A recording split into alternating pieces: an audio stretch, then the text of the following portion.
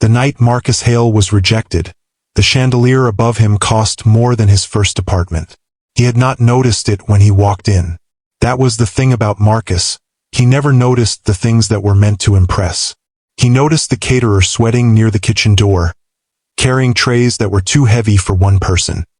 He noticed the little girl in the corner whose name tag had been spelled wrong, and who kept looking at it with a quiet, confused frown. He noticed the painting on the east wall. A student piece, acrylic on canvas, slightly crooked in its frame, and he recognized the brushstroke before he even saw the signature. It was his daughter's. Her name was Lily. She was 9 years old and she painted the way some people pray, with her whole body, with complete surrender, with no concern for whether anyone was watching. That painting had taken her 11 days. Marcus knew because he had sat beside her for most of them, handing her water, reading aloud from her favorite books so she wouldn't feel alone in the silence of concentration. When she finally finished, she had turned to him with paint on her nose and said, "Daddy, do you think it's good enough?" He had told her it was more than good enough. He had been right. But Marcus was not thinking about the painting when Diane Coulter introduced herself. He was thinking about whether Lily had eaten enough at dinner, and whether the drive home would put her to sleep before he had to answer her questions about stars, which she asked every single night without fail, as though the universe owed her an explanation and she intended to collect. Diane was tall, composed, and precisely assembled. She wore the kind of confidence that comes not from surviving hard things but from never having been asked to. Her dress was understated in the way that only very expensive things can be, the kind of understated that announces itself. She had been pointed in Marcus's direction by their mutual friend, Carol, who had said only that he was worth knowing. Diane had taken this to mean professionally useful. She was always networking. Even here. Even now. At a children's school fundraiser surrounded by crayon drawings and juice boxes, and the particular chaos of parents trying to perform warmth in public. She extended her hand. Marcus shook it. "Carol mentioned you," she said. "What do you do?" It was the first question. It was always the first question with people like Diane. Not who are you? Not how do you know Carol? But what do you do, which really meant where do you rank? Which really meant are you worth the next 4 minutes of my attention? Marcus smiled the way he always smiled when people asked that question. Quietly, a little sideways. "I'm in finance," he said. "Private investments, mostly." Diane nodded in the way people nod when they are already moving on internally. Finance could mean anything. It could mean a managing director at a firm with 40 billion under management. It could mean a man who filed taxes for small businesses out of a strip mall office. She looked at his jacket. Good fabric, no logo, no flourish. She looked at his shoes. She looked at his wrist, where a watch was not. She did the calculation the way her world had trained her to do it, quickly and without mercy, the way you scan a menu and skip past anything without a price. She found him wanting. "And are you local?"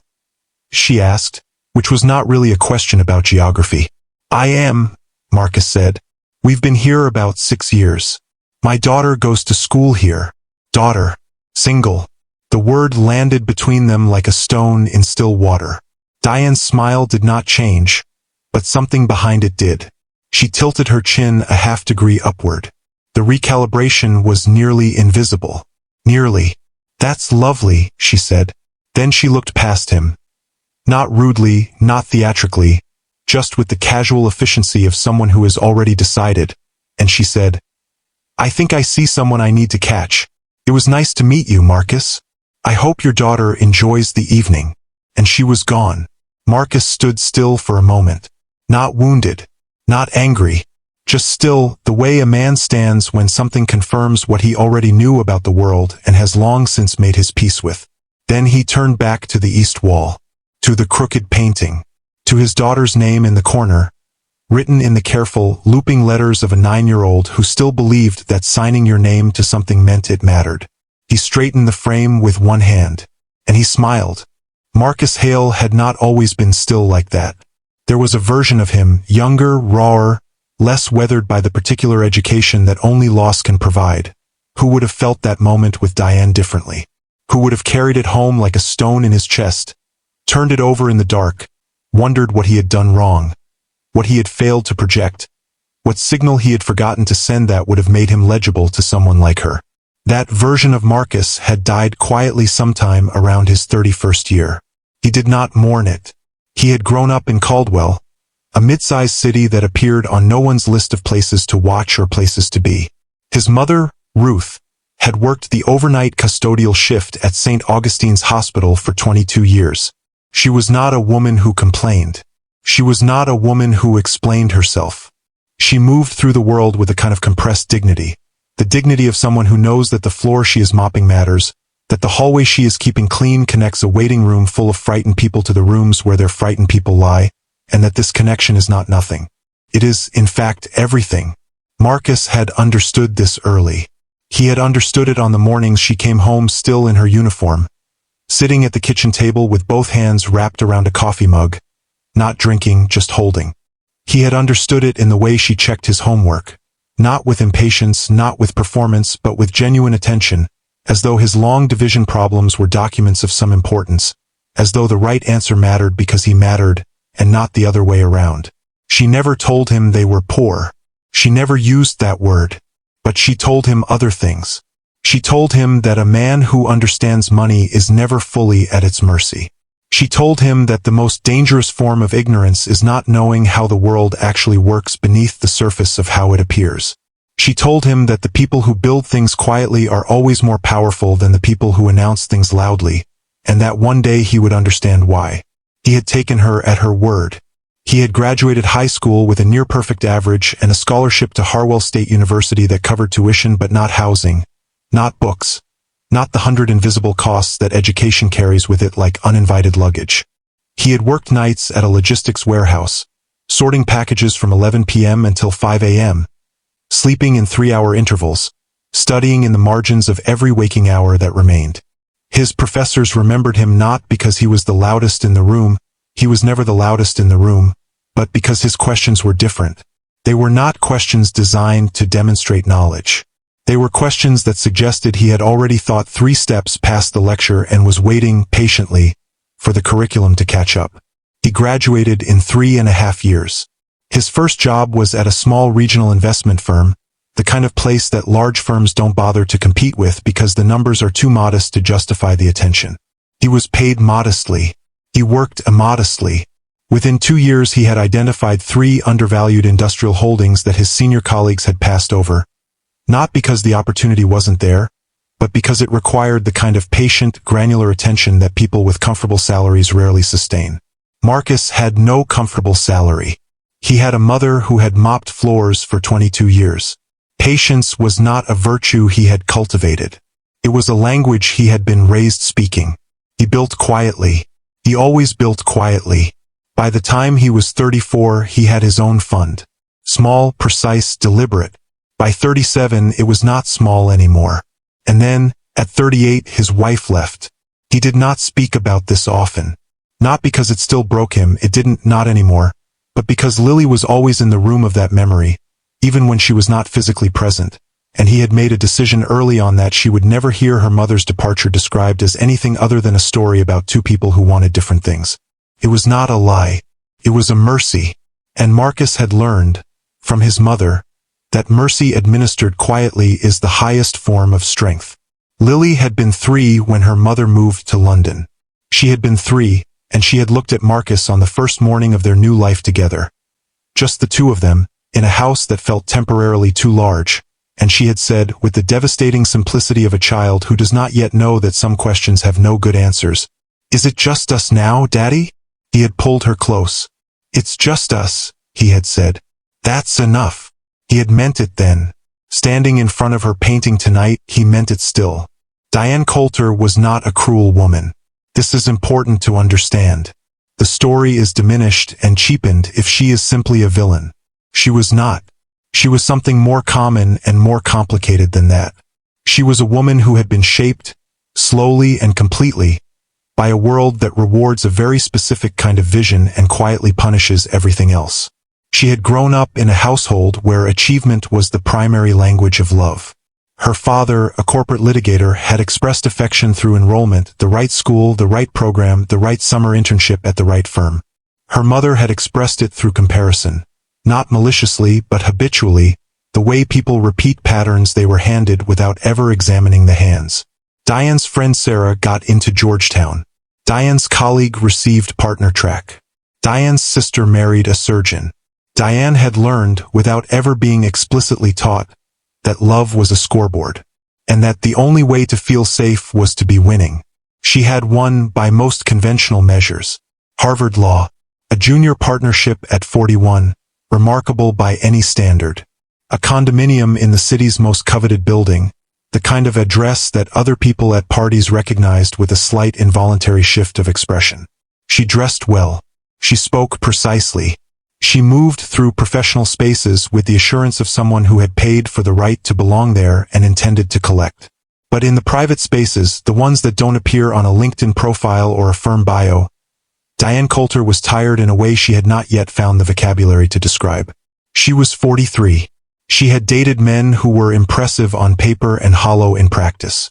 She had ended relationships for the wrong reasons, because the timing was inconvenient, because the ambition differential felt threatening to her branding, because she had told herself a story about what her life was supposed to look like by now, and certain people didn't fit that story's aesthetic. She had never paused long enough, in any of those endings, to grieve them properly. There was always another case file, always another deal, always a reason to keep moving. She had come to tonight's fundraiser because Carol had insisted, and because Diane had recently made a private concession, one she would not have admitted aloud, that her method was not working. That optimizing for credentials and presentation had produced a life that looked exactly right and felt consistently hollow. That perhaps, at 43, it was time to try a different metric. She had almost meant it. And then she had met Marcus. Quiet, watchless, driving a modest SUV in a parking lot full of European sedans. And the old programming had activated before the new intention could stop it. The scan had happened. The calculation had run. The conclusion had arrived, dressed up as intuition but built entirely from bias. Not enough. She had moved on.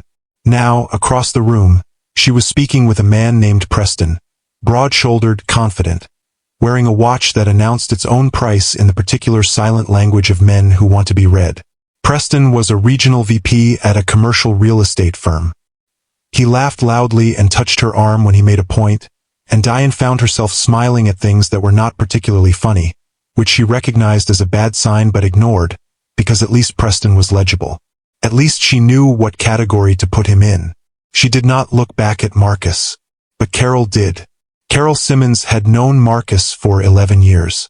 She had watched him build his fund from a converted spare bedroom to an office with a view that made visiting investors visibly recalibrate their assumptions. She had watched him raise Lily alone with a consistency of presence that she had never seen in men who had far more support. She had introduced Diane to Marcus not because she expected fireworks, but because she believed, quietly and firmly, that Diane needed to be near someone who was real, and that Marcus was, in her experience, the realest person in almost any room. She had watched the exchange from across the canopy table. 2 minutes. The glance at the wrist. The pivot toward Preston. Carol set down her glass. She said nothing. She was not the kind of woman who narrated other people's mistakes to them in real time. That was not mercy. That was theater. But she thought something. She thought, "Diane, you have absolutely no idea." And she picked up her glass again, and she watched and she waited. Because Carol knew something that almost no one in this room knew. She knew whose name was on the deed to the building they were standing in. The fundraiser's keynote began at 8 o'clock. The school's headmistress, Dr. Anand, took the podium with the practiced warmth of someone who genuinely loved her institution and had learned, over 20 years of running it, how to make a room of wealthy parents feel both appreciated and gently obligated. She spoke about the capital campaign. She spoke about the New Arts Wing, the one that would bear the name of its lead donor, whose anonymous pledge had single-handedly moved the project from aspiration to construction schedule. "We have been asked," Dr. Anand said with a particular careful tone, "to respect the donor's preference for privacy tonight. But I will say this gift did not come from an institution. It did not come from a foundation or a corporate matching program. It came from a parent who believes, with a depth that I find genuinely moving, that the children in the school deserve a space that takes their creative lives as seriously as their academic ones. In the third row, Lily leaned against her father's arm and whispered, "Is she talking about you?" Marcus looked straight ahead. "She's talking about the arts wing," he said quietly. Lily considered this for a moment with the particular philosophical patience of a 9-year-old who suspects she is being given a technically accurate non-answer. "Okay," she said, and leaned back against him, apparently satisfied. Across the room, Diane was not paying close attention to the keynote. She was half listening, half composing a text response to a colleague about a deposition scheduled for Thursday. Preston had excused himself to get drinks.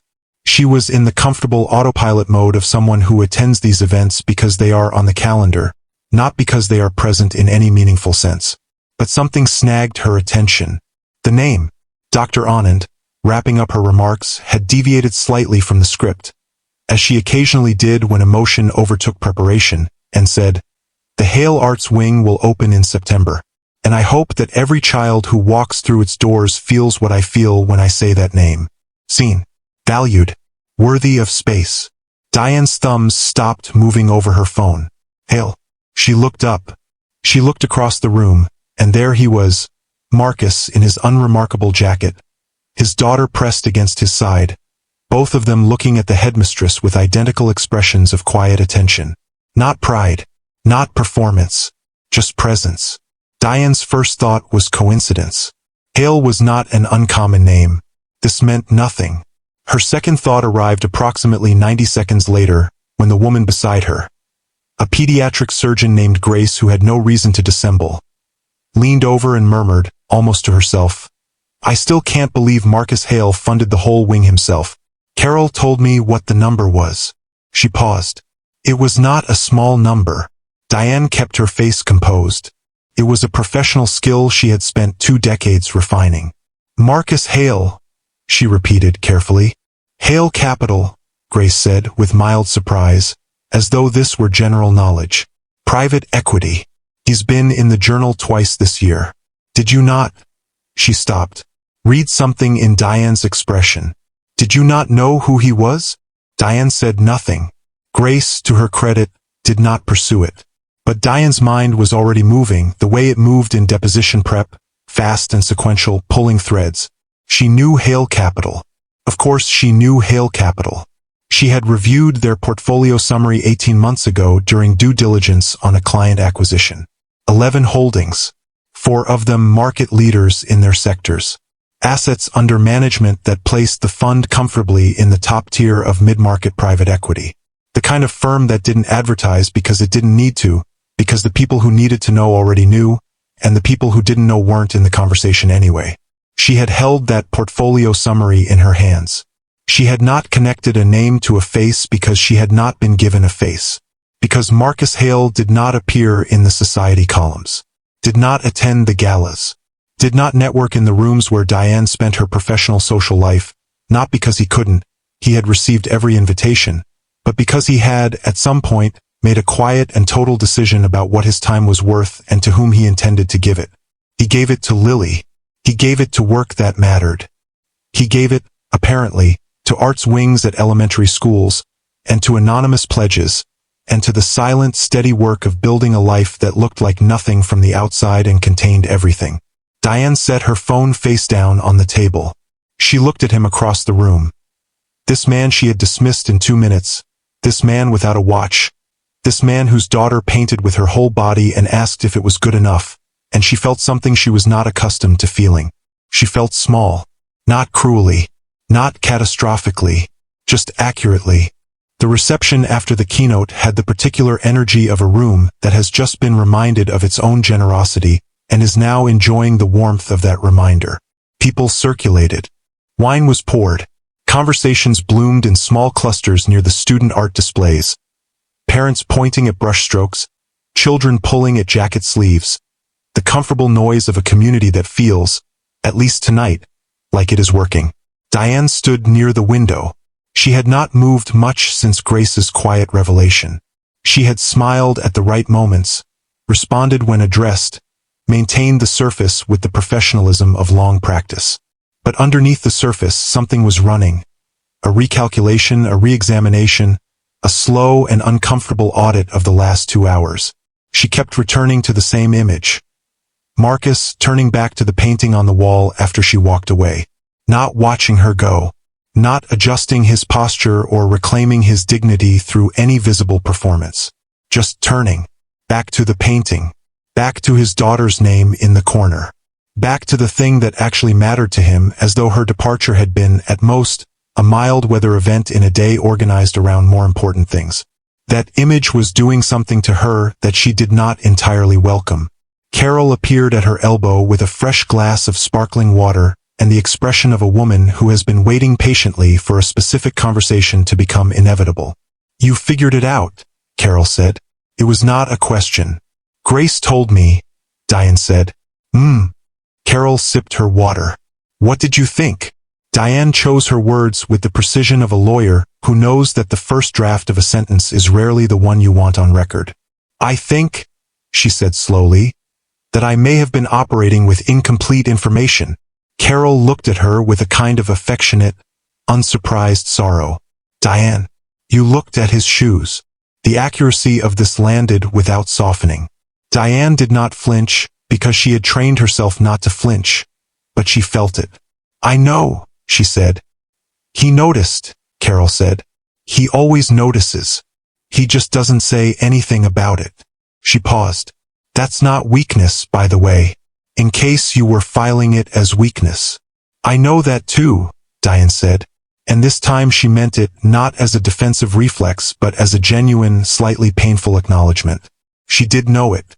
She had known men who responded to dismissal with coldness, or with the particular aggression of wounded pride dressed up as indifference. Marcus had done neither. He had simply continued, as though she had not disrupted anything that could not be immediately recovered, because the center of his life was not in that conversation and never had been. She asked Carol, quietly, "Does he know that I know?" "I haven't told him," Carol said. "But Marcus is not unobservant." Diane looked across the room. Marcus was crouching down beside Lily near the refreshment table, listening to something she was explaining with great seriousness and elaborate hand gestures. Some 9-year-old theory about something, stars probably, or color, or the structural integrity of the sandwich triangle. It was impossible to know. He was nodding along with complete attention, his elbows on his knees, at her eye level. Not performing patience. Not glancing around the room. Just there. Entirely and without reservation. There. Diane watched this for a moment longer than she intended to. She became aware, with a quiet and clarifying discomfort, that she could not remember the last time someone had looked at her the way Marcus was looking at Lily. Not romantically, that was not the point, but with that quality of attention, that completeness of presence. The look that says, "What you are telling me is the most important thing currently happening in the world, and I am not going anywhere." She could not remember receiving that. She was not certain she had ever given it. The crisis, if it could be called that, was not external. There was no scene, no confrontation, no dramatic moment that the room would remember tomorrow. The crisis was entirely interior, the specific, unglamorous, difficult variety that arrives not with noise but with clarity, not with catastrophe but with the quiet collapse of a story you have been telling yourself for long enough that you had forgotten it was a story. Diane Coulter had built an excellent life. She was standing in a room full of evidence of that. And she was watching a man with no watch crouch down beside his daughter and give her everything she had optimized her calendar to find, and had somehow, in all the optimization, never made room for. She set down her glass. She did not know what to do with what she was feeling. But she knew, with the sudden and unwelcome certainty of someone who has just understood something irreversible, that she had walked away from the wrong person tonight. She crossed the room. She did not plan it exactly. Or rather, she planned it in the way you plan things when the alternative is standing still with the weight of your own clarity pressing down on you, and standing still has become untenable. She set down her glass, straightened in the way she straightened before entering a courtroom, and walked. Marcus saw her coming. Of course he did. He had returned to standing height by the time she reached him. Lily now distracted by a classmate who had appeared with urgent news about a disagreement near the dessert table. The small crisis of childhood had drawn her away, and Marcus stood alone for the first time all evening. Unhurried, unguarded, watching his daughter navigate the complex diplomacy of the brownie queue with the quiet pride of a man who finds his greatest entertainment in exactly this. "Marcus," Diane said. He turned. His expression was open and without strategy. No coldness, no satisfaction, no performance of the wounded dignity she might have expected and perhaps deserved. Just attention. The same quality of attention he had given Lily. Available. Present. "Diane," he said. She had prepared something. She was a woman who prepared things, arguments, narratives, the careful architecture of language designed to achieve a specific outcome. She had been composing something reasonable and measured on the walk across the room. Something that acknowledged the misunderstanding without conceding too much. Something professional. Proportionate. She abandoned it.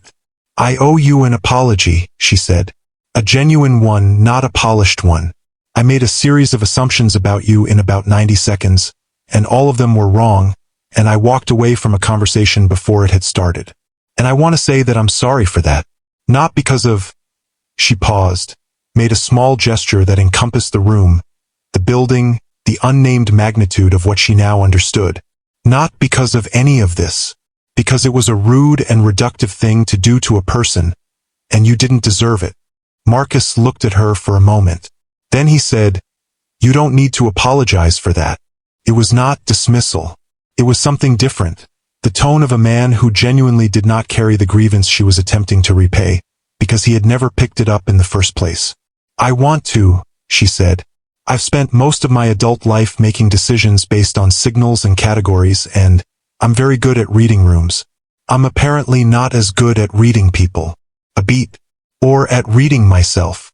Marcus tilted his head slightly. Not unkindly. "What do you mean?" She surprised herself. "I mean that I watched you with your daughter tonight," she said. "And I felt something that I don't have a very good word for. Something like recognition. Of something I've been missing. Not romantically," she added quickly, because precision mattered and she did not want to be misunderstood. "Just that quality of attention. The way you were listening to her. I couldn't look away from it." Marcus was quiet for a moment. When he spoke, his voice was not soft exactly. It was careful. The carefulness of a man who has learned that the right words, given at the right speed, land differently than words thrown quickly. "Her mother left when she was 3, he said. "I made a decision pretty early that whatever I couldn't give Lily in terms of a conventional family structure, I would make up for in presence. In showing up completely, every time." He paused. "It's not a sacrifice when it's also the thing you most want to do. I think that's what people miss when they call it devotion. It sounds like deprivation. It's not." Diane nodded slowly. There was a silence between them that was not uncomfortable. The kind of silence that only exists between two people who have just been honest with each other in a way that neither had entirely planned. "Can I ask you something?" Marcus said. "Yes. What do you actually want? Not professionally. Not by any metric anyone gave you." He asked it without judgment, with genuine curiosity, the way he asked Lily about stars.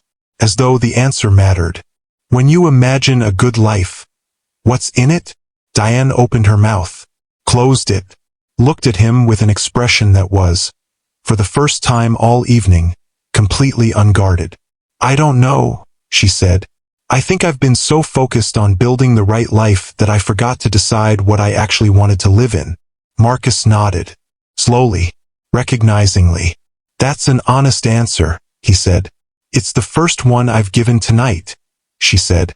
And somewhere behind them, Lily returned from the brownie negotiation victorious, tugging at her father's sleeve, ready to go home, ready to ask about stars. They left before most of the other guests. This was always how it went with Marcus and Lily. They arrived on time, they were present for everything that mattered, and then they left when Lily's energy began its natural and unhurried descent towards sleep. There was no dramatic exit, no lingering near the door for one last round of professional visibility. Marcus helped Lily into her coat, buttoning the top button because she always missed it, and they walked out into the cool evening air together, her hand in his, her shoes making the small rhythmic sound of a child who is tired but not yet willing to admit it. In the parking lot, Lily looked up at the sky.